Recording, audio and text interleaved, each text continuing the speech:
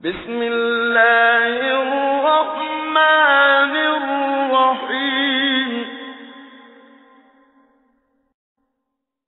الحمد لله الذي أنزل على عبده الكتاب ولم يجعل له عوجا قيما لينذر بأسا شديدا من لدنه ويبشر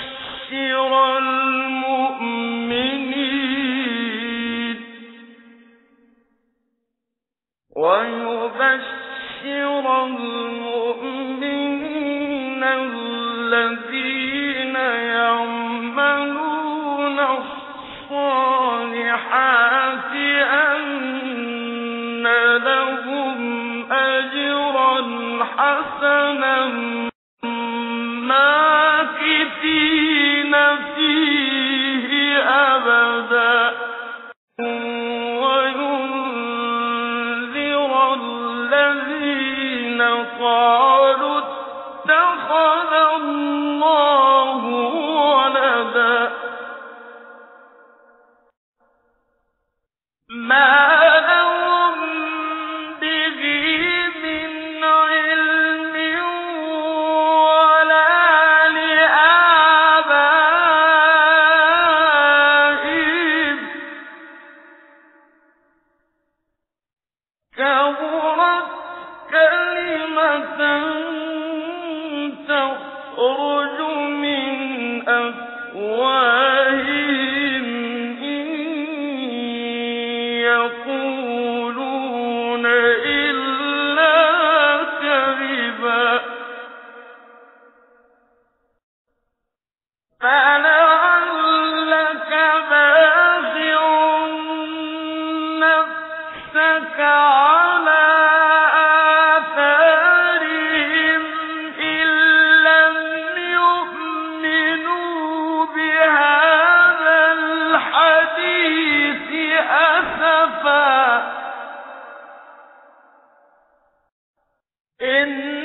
إنا جعلنا ما على الأرض زينة لها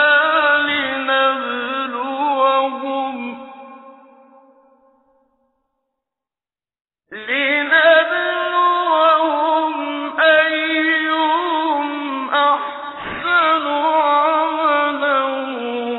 وإنا لجاعلون ما عليها صعيدا جرزا أم حسبت أن أصحاب الكهف والرقيم كانوا من آياتنا عجبا إذ أوى الفتية إلى الكهف فقالوا ربنا آتنا من لدنك رحمة وهيئ لنا من أمرنا رشدا فضربنا على آذانهم في الكهف سنين عددا ثم بعثناهم لنعلم أي الحزبين أحصى لما لبثوا أمدا نحن نقص عليك نبأهم الحق إنهم فتية آمنوا بربهم وزدناهم هدى وربطنا على قلوبهم إذ قاموا فقالوا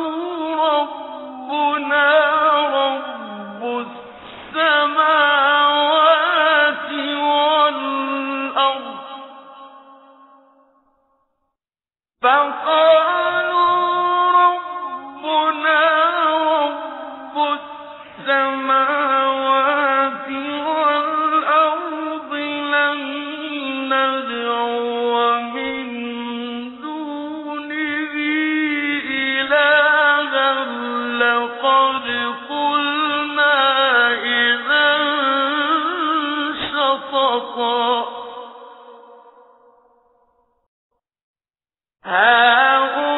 هؤلاء قومنا اتخذوا من دونه آلهة لولا يأتون عليهم بسلطان بين فمن أظلم ممن افترى على الله كذبا وإذ اعتزلتموهم وما يعبدون إلا الله فأووا إلى الكهف ينشر لكم ربكم من رحمته فأووا إلى الكهف ينشر لكم ربكم من رحمته ويهيئ لكم من أمركم مرفقا وترى الشمس إذا طلعت تزاور عن كهفهم ذات اليمين وإذا غربت تقرضهم ذات الشمال وإذا غربت تقرضهم ذات الشمال وهم في فجوة منه ذلك من آيات الله من يهد الله فهو المهتد ومن يضلل فلن تجد له وليا مرشدا وتحسبهم أيقاظا وهم رقود ونقلبهم ذات اليمين وذات الشمال وكلبهم باسط ذراعيه بالوصيد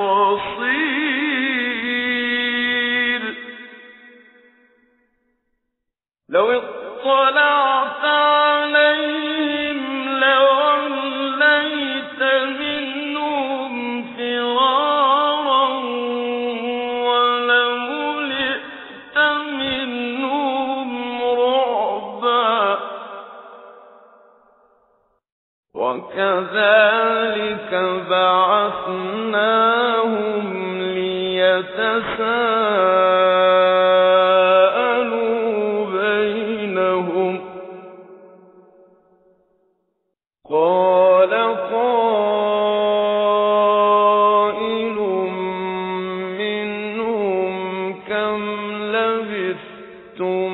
قالوا لبثنا يوما أو بعض يوم قالوا ربكم أعلم بما لبثتم فابعثوا أحدكم بورقكم هذه إلى المدينة فابعثوا أحدكم بورقكم هذه إلى المدينة فلينظر أيها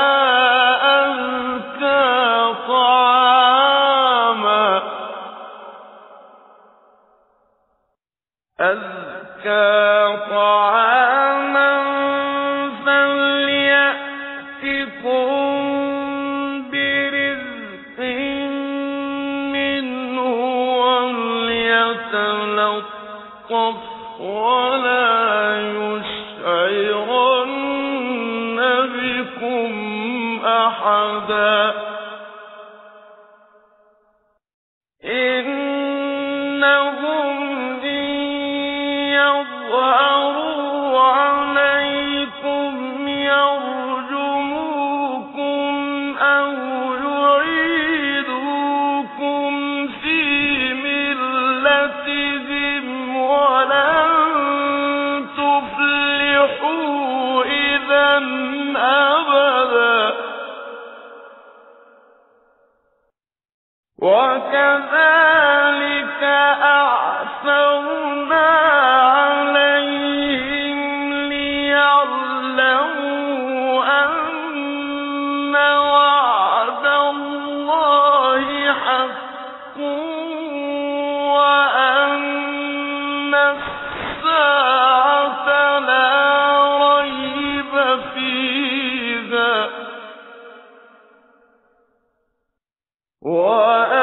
وأن الساعة لا ريب فيها إذ يتنازعون بينهم أمرهم فقالوا ابنوا عليهم بنيانا ربهم أعلم بهم قال الذين غلبوا على أمرهم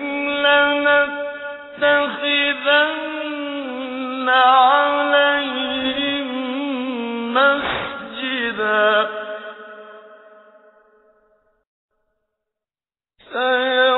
سيقولون ثلاثة رابعهم كلبهم ويقولون خمسة سادسهم كلبهم رجما بالغيب ويقولون خمسة سادسهم كلبهم رجما بالغيب ويقولون سبعة وثامنهم كلبهم قل ربي أعلم بعدتهم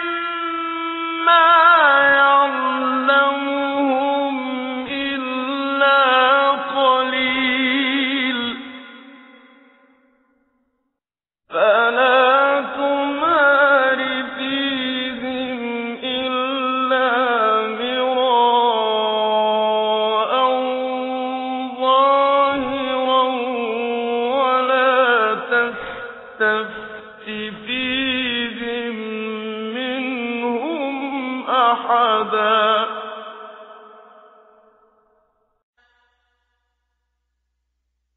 ولا تقولن لشيء إني فاعل ذلك غدا إلا أن يشاء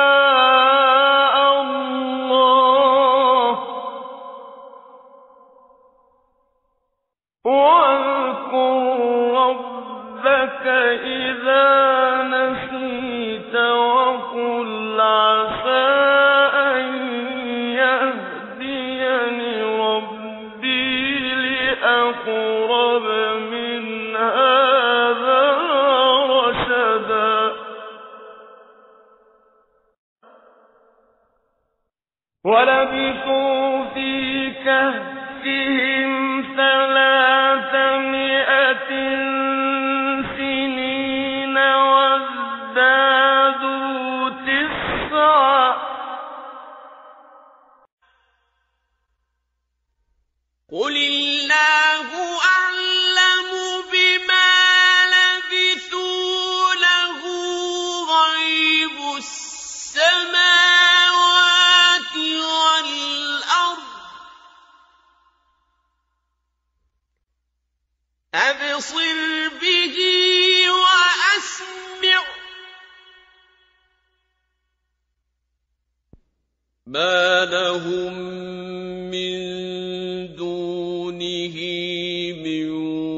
ولي ولا يشرك في حكمه أحدا واتل ما أوحي إليك من كتاب ربك لا مبدل لكلماته ولن تجد من دونه ملتحدا واصبر نفسك مع الذين يدعون ربهم بالغداة والعشي يريدون وجهه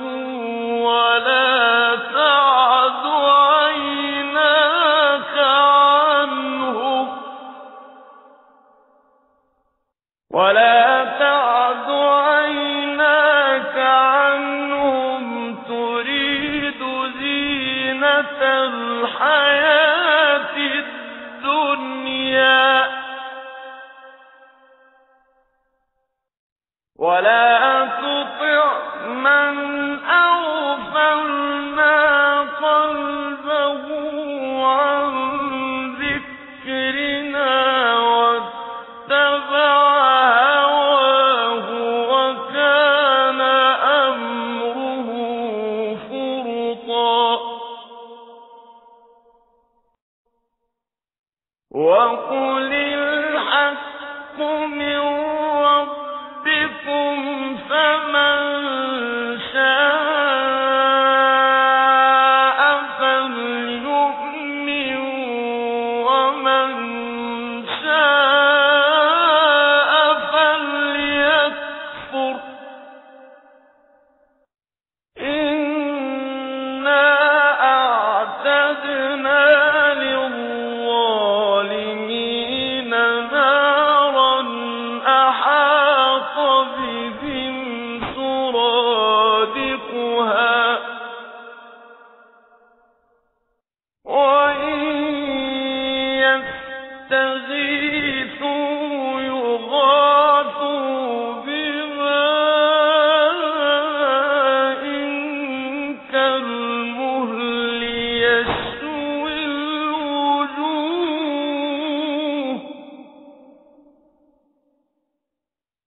بئس الشراب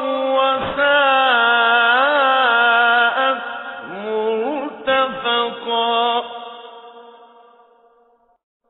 إن الذين آمنوا وعملوا الصالحات إنا لا نضيع أجر من أحسن عملا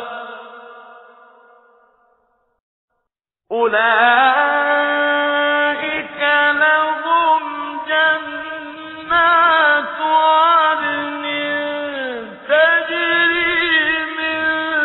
تحتهم الأنهار يحلون فيها من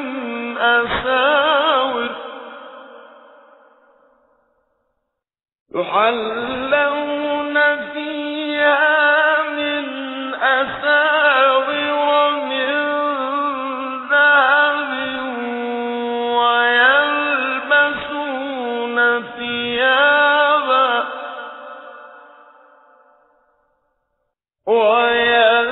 ويلبسون ثيابا خضرا من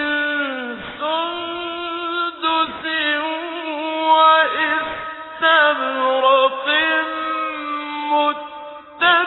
متكئين فيها على الأرائك نعم الثواب وحسنت مرتفقا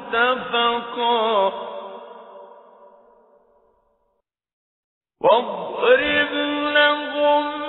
مثلا رجلين جعلنا لأحدهما جنتين من أعناب وحففناهما بنخل وجعلنا بينهما زرعا كلتا الجنتين آتت أكلها ولم تظلم منه شيئا وفجرنا خلالهما نهرا وكان له ثمر فقال لصاحبه وهو يحاوره أنا أكثر منك مالا وأعز نفرا ودخل جنته وهو ظالم لنفسه قال ما أظن أن تبيد هذه أبدا وما أظن الساعة قائمة ولئن رددت إلى ربي لأجدن خيرا منها منقلبا قال له صاحبه وهو يحاوره أكفرت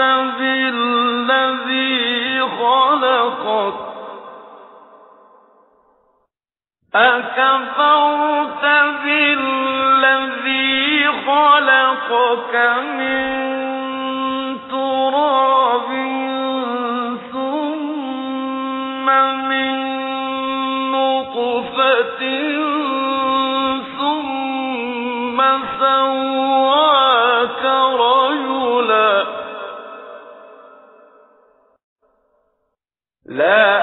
لكن هو الله ربي ولا أشرك بربي أحدا ولولا إذ دخلت جنتك قلت ما شاء الله لا قوة إلا بالله قلت ما شاء الله لا قوة إلا بالله إن ترني أنا أقل منك مالا وولدا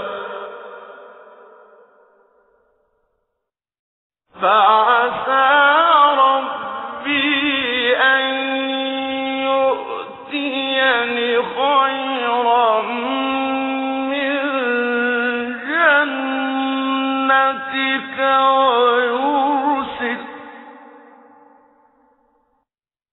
ويرسل عليها حسبانا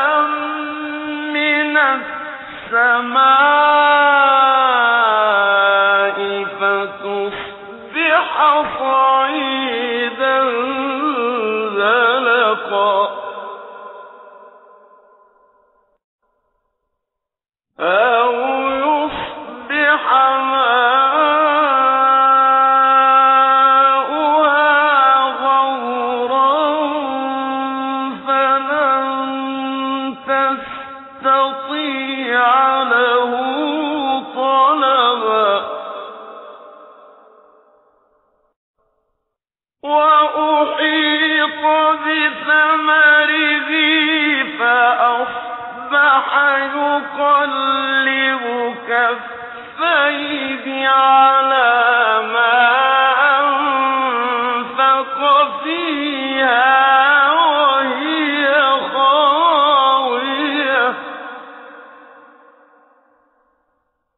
وهي خاوية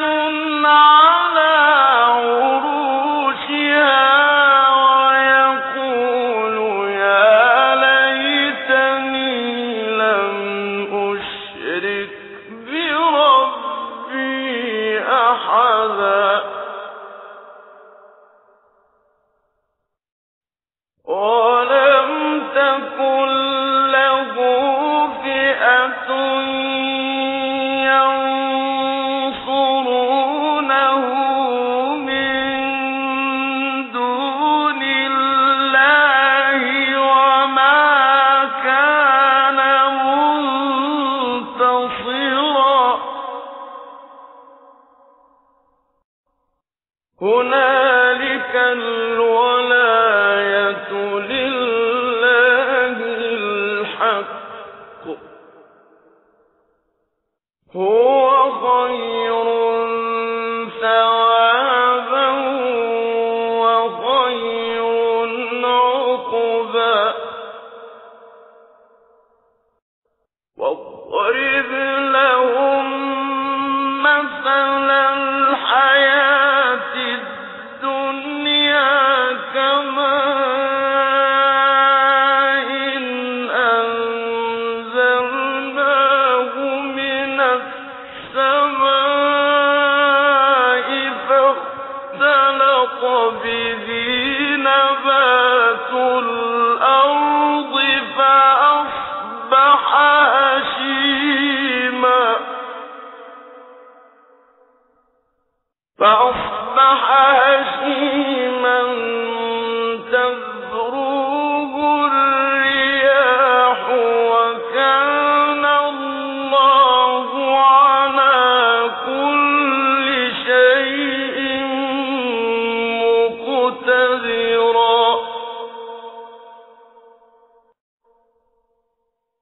المال والبنون زينة الحياة الدنيا والباقيات الصالحات خير عند ربك ثوابا وخير أملا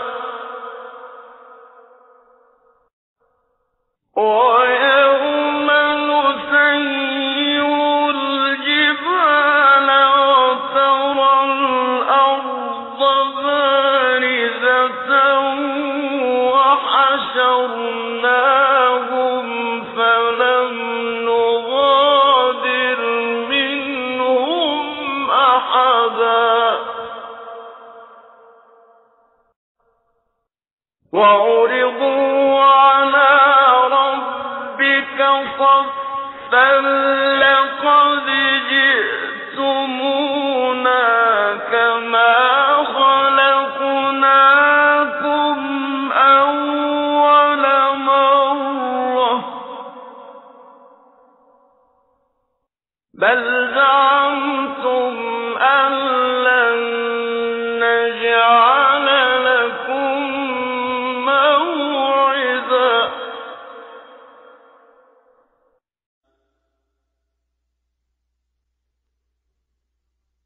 ووضع الكتاب فترى المجرمين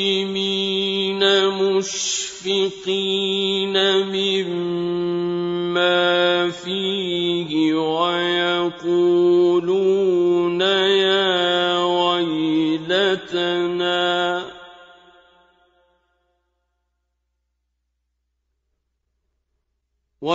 ويقولون يا ويلتنا ما لهذا الكتاب لا يغادر صغيرة ولا كبيرة إلا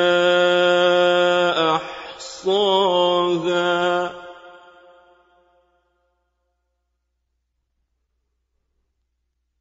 ووجدوا ما عملوا حاضرا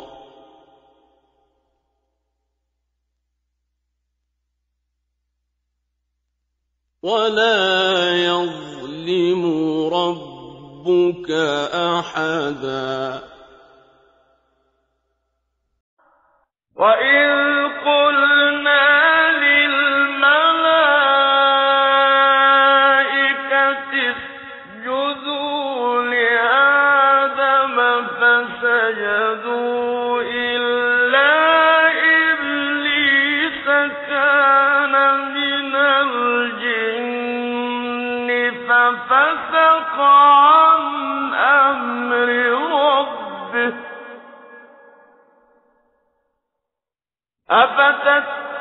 أفتتخذونه وذريته أولياء من دوني وهم لكم عدو بئس للظالمين بدلا ما أشهدتم خلق السماوات والأرض ولا خلق أنفسهم وما كنت متخذ المضلين عضدا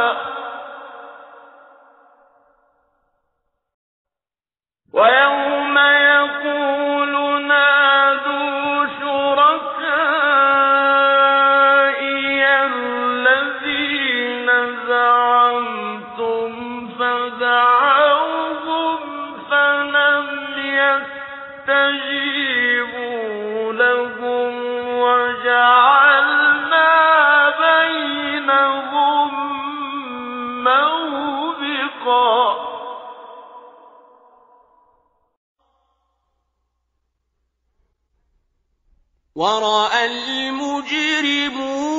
النَّارَ فَظَنُّوا أَنَّهُم مُّوَاقِعُوهَا وَلَمْ يَجِدُوا عَنْهَا مَصْرِفًا وَلَقَدْ صَرَّفْنَا فِي هَٰذَا الْقُرْآنِ لِلنَّاسِ مِن كُلِّ مَثَلٍ ۚ وَكَانَ الْإِنسَانُ أَكْثَرَ شَيْءٍ جَدَلًا وَمَا مَنَعَ النَّاسَ أَن يُؤْمِنُوا إِذْ جَاءَهُمُ الْهُدَىٰ وَيَسْتَغْفِرُوا رَبَّهُمْ إِلَّا أَن تَأْتِيَهُمْ سُنَّةُ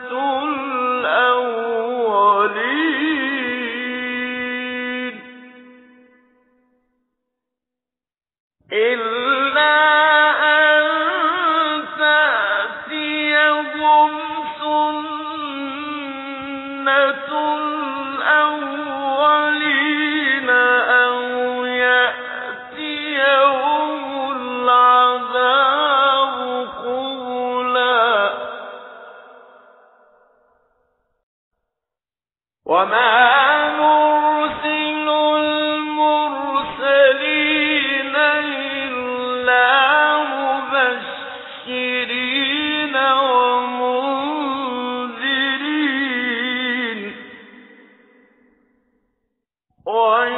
وَيُجَادِلُ الَّذِينَ كَفَرُوا بِالْبَاطِلِ لِيُدْحِضُوا بِهِ الْحَقَّ وَاتَّخَذُوا آيَاتِي وَمَا أُنذِرُوا هُزُوًا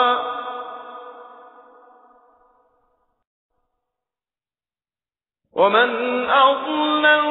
مِمَّن ذُكِّرَ بِآيَاتِ رَبِّهِ فَأَعْرَضَ عَنْهَا وَنَسِيَ مَا قَدَّمَتْ يَدَاهُ إِنَّا جَعَلْنَا عَلَىٰ قُلُوبِهِمْ أَكِنَّةً أَن يَفْقَهُوهُ وَفِي آذَانِهِمْ وَقْرًا ۚ وَإِن تَدْعُهُمْ إِلَى الْهُدَىٰ فَلَن يَهْتَدُوا إِذًا أَبَدًا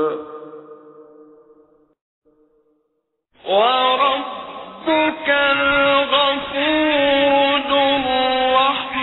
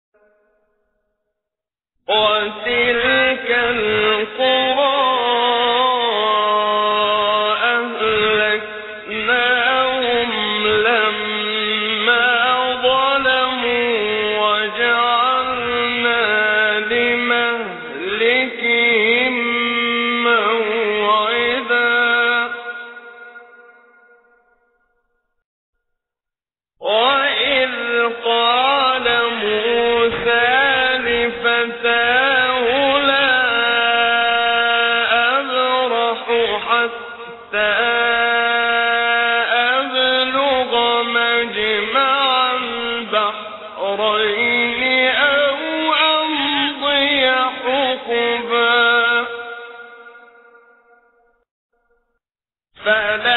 فلما بلغا مجمع بينهما نسيا حوتهما فاتخذ سبيله في البحر سربا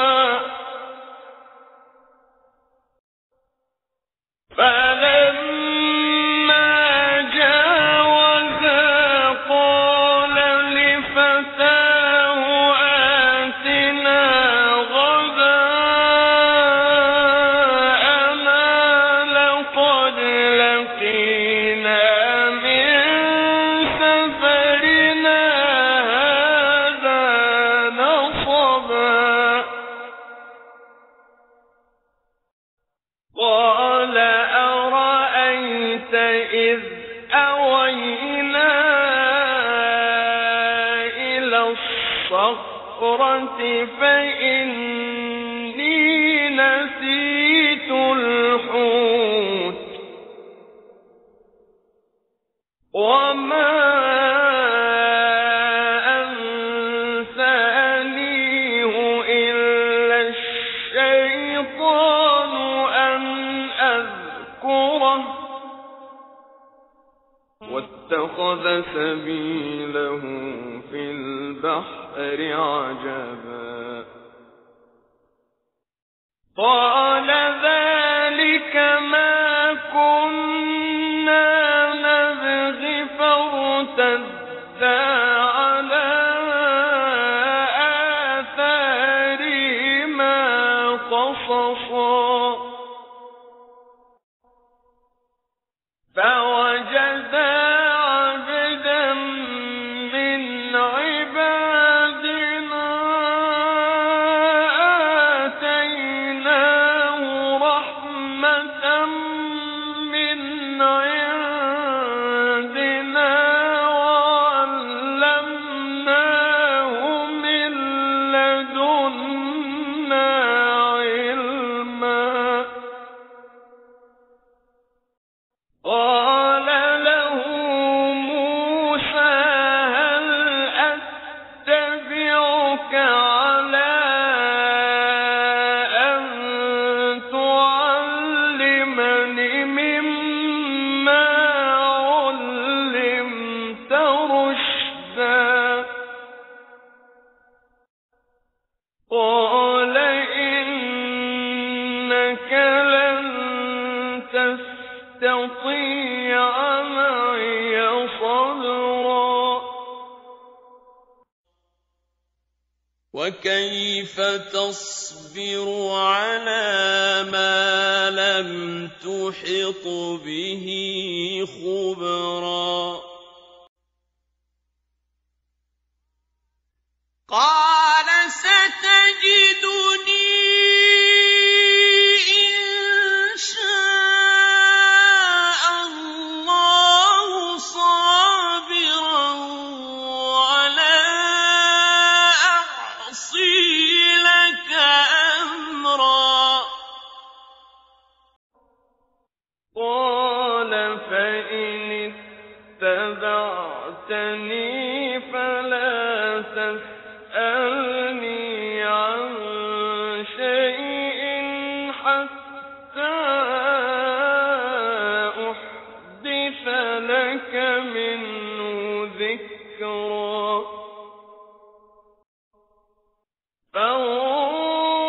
فانطلقا حتى إذا ركبا في السفينة خرقها قال أخرقتها لتغرق أهلها لقد جئت شيئا إمرا قال ألم أقل إنك لن تستطيع معي صبرا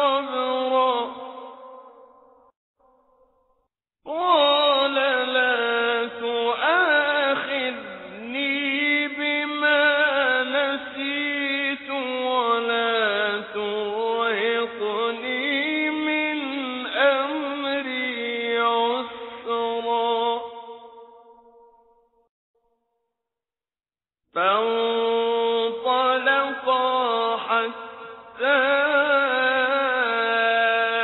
إذا لقيا غلاما فقتله قال أقتلت نفسا زكية بغير نفس لقد جئت شيئا نكرا قال ألم أقل لك إنك لن تستطيع معي صبرا قال إن سألتك عن شيء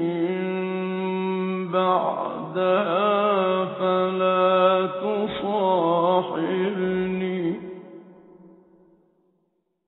قد بلغت من لدني عذرا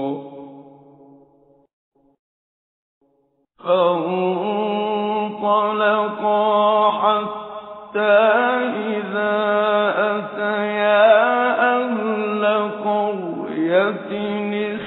استطعما أهلها فأبوا أن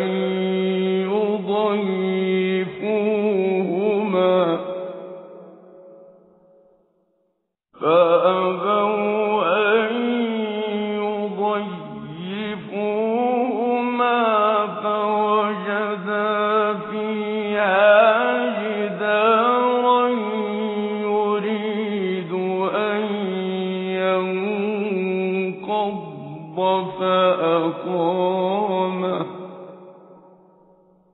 فأقامه قال لو شئت لاتخذت عليه أجرا قال هذا فراق بيني وبينك سأنبئك بتأويل ما لم تستطع عليه صبرا أما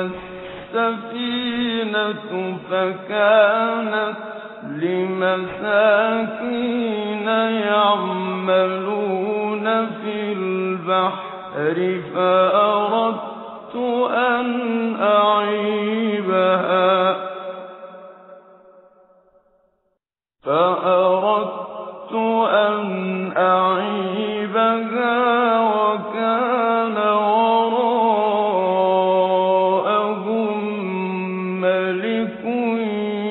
يأخذ كل سفينة غصبا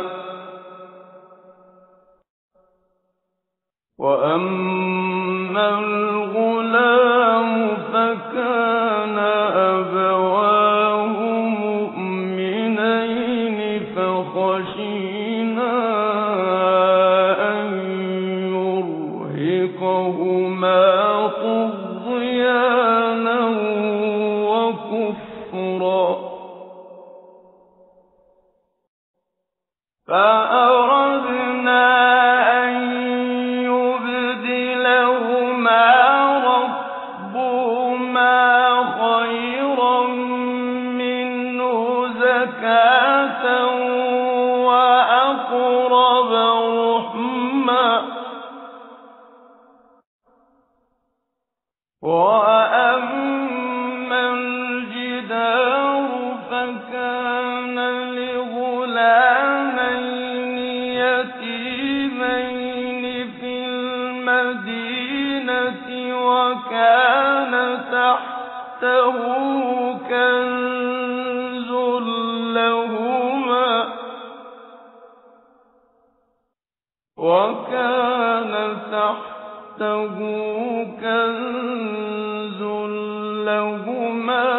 وكان أبوهما صالحا صالحا وكان أبوهما صالحا فأراد ربك أن يبلغا أشدهما ويستخرجا كنزهما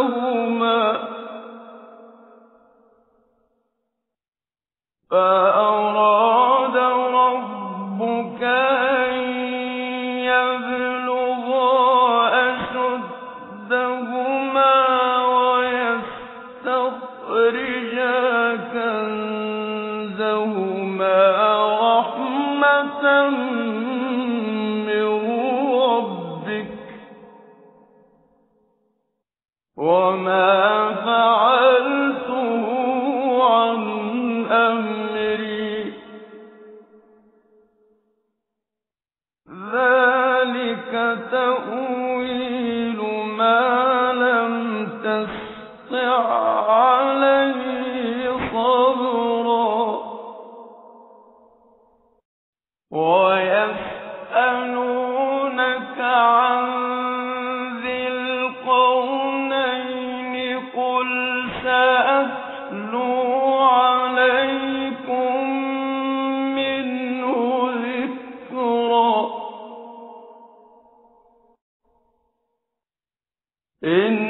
إنا مكنا له في الأرض وآتيناه من كل شيء سببا فأتبع سببا حتى إذا بلغ مغرب الشمس وجدها تغرب في عين حمئة ووجد عندها قوما قلنا يا ذا القرنين إما أن تعذب وإما أن تتخذ فيهم حسنا قال أما من ظلم فسوف نعذبه ثم يرد إلى ربه فيعذبه عذابا نكرا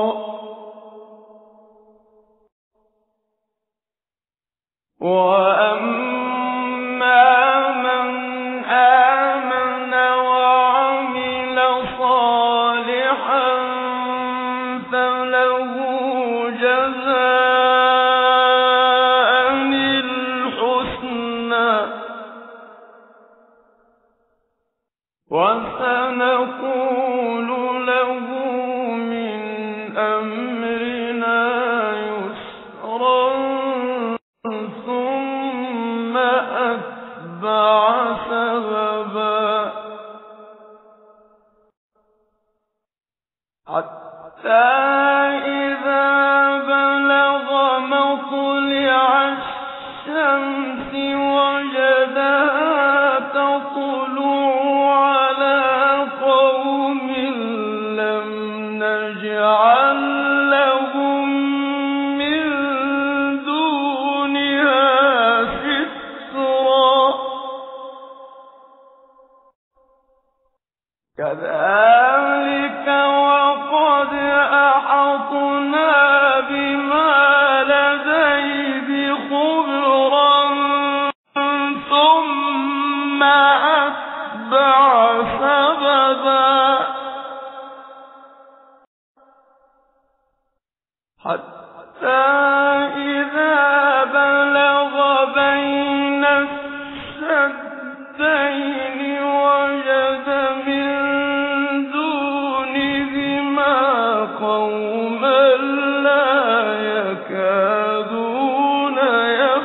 يفقهون قولا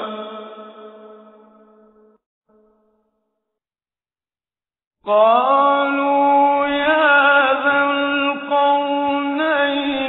إن يأجوج ومأجوج مفسدون في الأرض فهل نجعل لك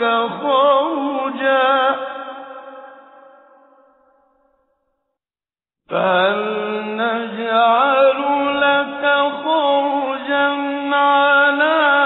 أن تجعل بيننا وبينهم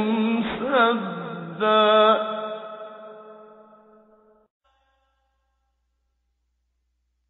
قال ما مكني فيه ربي خير فأعينوني بقوة أجعل بينكم وبينهم ردما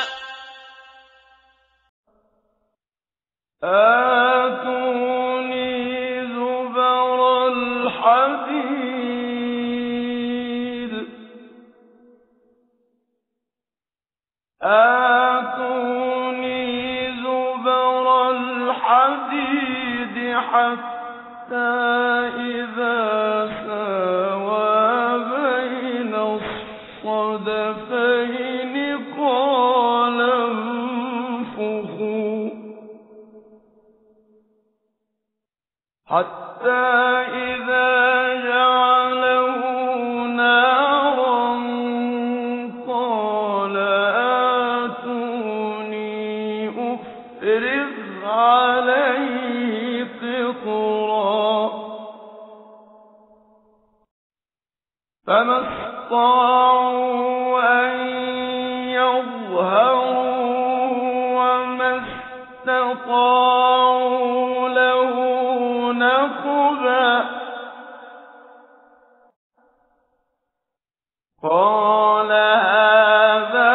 رحمة من ربي فإذا جاء وعد ربي جعله دكا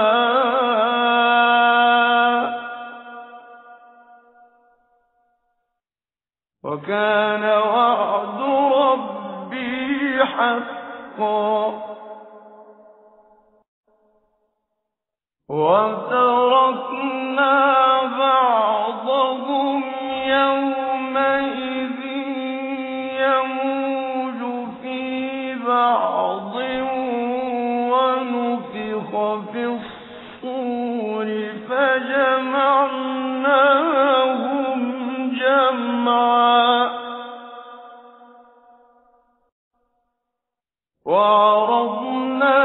جهنم يومئذ للكافرين عرضا الذين كانت أعينهم في غطاء عن ذكري وكانوا لا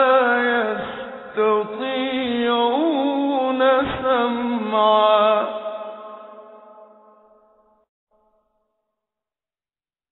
أفحسب الذين كفروا أن يتخذوا عبادي من دوني أولياء إنا أعتدنا جهنم للكافرين نزلا قل هل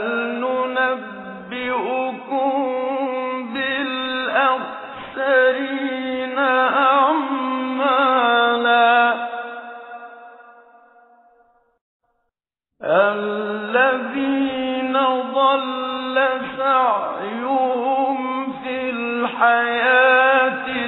الدُّنْيَا وَهُمْ يَحْسَبُونَ أَنَّهُمْ يُحْسِنُونَ صُنْعًا أُولَٰئِكَ الَّذِينَ كَفَرُوا بِآيَاتِ رَبِّهِمْ وَلِقَائِهِ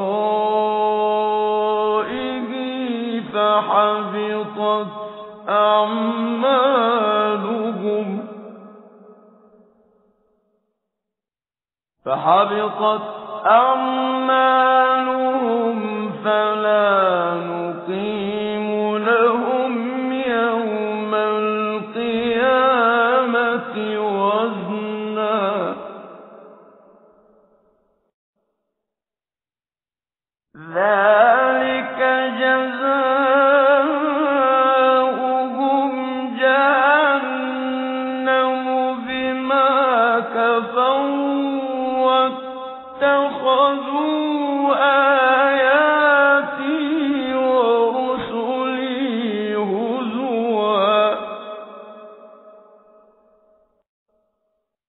إِنَّ الَّذِينَ آمَنُوا وَعَمِلُوا الصَّالِحَاتِ كَانَتْ لَهُمْ جَنَّاتُ